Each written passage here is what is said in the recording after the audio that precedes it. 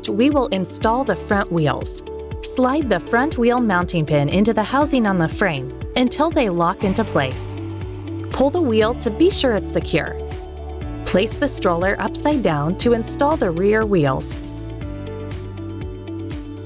Align the rear wheel pinholes with the pins on the stroller frame. Slide the rear wheel to the bottom of the frame. Pull up on the axle to be sure it's secured. Before you attach the seat, press both brake pedals down to lock the parking brake. To attach, align the seat receivers with the stroller adapters and push onto the frame until you hear a click. Pull up on both sides of the seat to be sure it's locked into place. Now we'll install the canopy. Slide the canopy stays into the canopy brackets until they lock into place.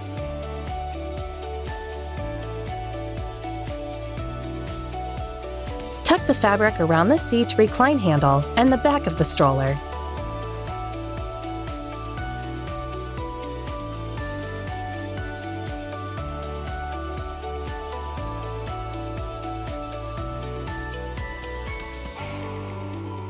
Wrap the hook and loops around the toddler seat frame on each side.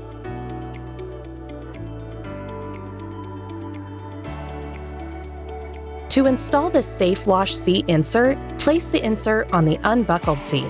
Align its openings with the respective straps. Route the straps and buckle through the slots on the insert.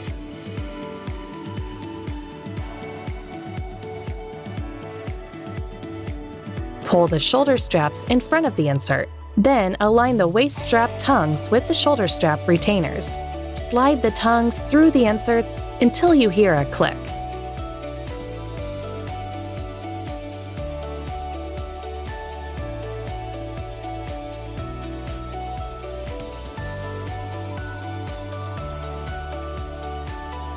To attach the snack tray, slide the pins into the mounts until they lock into place.